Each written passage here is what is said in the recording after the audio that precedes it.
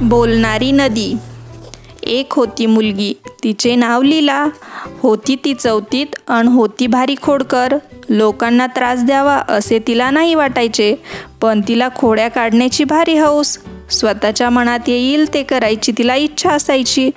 त्यासाठी मजेशीर युक्त्या शोधायची. तिचे घर होते गावाच्या एका टोकाला.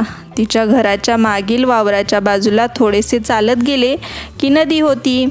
एक दिवस लीलाला बर्फाचा गोळा खावासा वाटला. आई म्हणाली, नको खाऊ. ताई म्हणाली, नको खाऊ.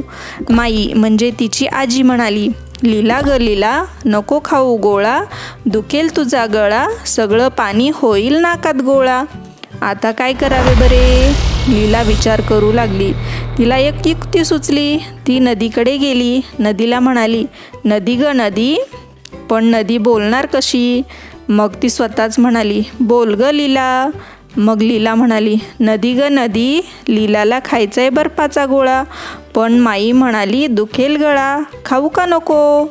पण नदी कशी बोलणार? परत लीलाच म्हणाली, मग खा की, पळत जा अन पटकन खा. लीला म्हणाली, अगं पण तुझं कसं ऐकू? ताई म्हणाली, नको खाऊ. आई म्हणाली, नको खाऊ. माई म्हणाली, नको खाऊ. पण नदी कशी बोलणार? परत लीलाच म्हणाली, अगं ताईपेक्षा मोठी आई, आईपेक्षा मोठी माई, पण माईपेक्षाही मोठी मी नदीबाई. माझं ऐक बरोबर. लीला पळत बर्फवाल्याकडे गेली. गोळा खाऊन परत आली. तिला बोलणारी नदी खूप आवडली. ताई, आई, माई यांच्यापेक्षा मोठी नदीबाई. तिची परवानगी मिळाली की आपण हवे ते करू शकतो असे तिला वाटले. एक दिवस लीलाला आला कंटाळा. तिला वाटले बुडवावी शाळा. तिने ताईला विचारले. ताई म्हणाली, नको बुडवू शाळा. आई म्हणाली, नको बुडवू. माई म्हणाली, लीला ग लीला, आला जरी कंटाळा, बुडवू नकोस शाळा, शिकून सवरून होशील सुखी माझ्या बाळा. लीला चिडली. कुणीच कसे शाळा बुडवू देत नाही. शाळेला जाते असे सांगून ती नदीकडे गेली. नदीला म्हणाली, नदी ग नदी, लीलाला आलाय कंटाळा, बुडवावी वाटते शाळा, काय करू? पण नदी कशी बोलणार? मग लीलाच बोलली, आलाय जर कंटाळा तर बुडव बिनधास्त शाळा.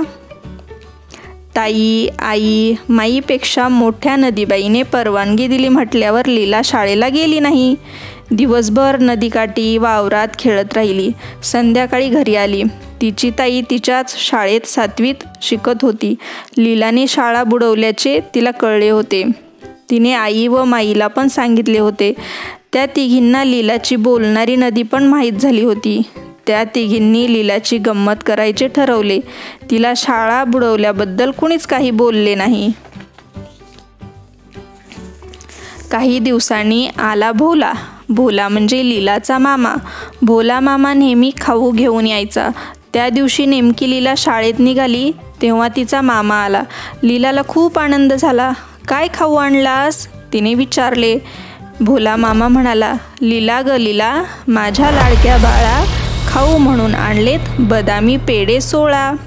16 पेढे, ते पण बदामी. लीला एकदम खुश झाली. पण शाळेला जायला उशीर होत होता म्हणून ती पळाली. संध्याकाळी आल्याबरोबर मी पेढे खाणार. लीला ओरडतच गेली. शाळेत दिवसभर तिच्या डोळ्यासमोर पेढे नाचत होते. पेढे कुठे आहेत? लीलाने आल्याबरोबर विचारले. आई म्हणाली, शिंकाळ्यावरच्या बुट्टीत डबा ठेवलाय बघ. लीलाने स्टूल घेऊन डबा काढला. उघडून पाहते तर डबा सगळा रिकामा. आई, यात तर एक पण पेढा नाही.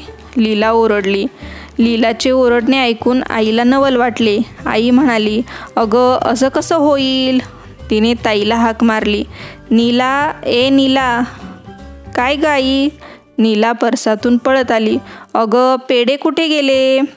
आईने विचारले. कुठे गेले म्हणजे मीच खाल्ले. मी खाल्ले 8 अन नदीला दिले 8. नीला म्हणाली. तू बदामी पेढे नदीत टाकलेस, मूर्ख कुठली? आई नीलावर ओरडली. अगं हो, तू म्हणालीस पेढे नको खाऊ. माई म्हणाली पेढे नको खाऊ. मग मी नदीबाईला विचारलं. नदी म्हणाली, नीला ग नीला, पेढे आहेत 16, तू घे 8, मला दे 8.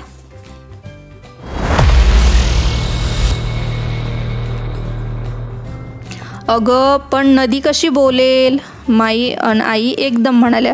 कशी म्हणजे? लीलाशी बोलते तशी, नीला म्हणाली. काय ग लीला, नदी तुझ्याशी बोलते? माईने विचारले. अगं माई, तीच तर लीलाला गोळा खायला सांगते, शाळा बुडवायला सांगते, हो की नाही ग लीला? नीला मध्येच बोलली. लीला आता चिडली. तिची खोडी तिच्यावरच उलटली होती. आता काय करावे बरे?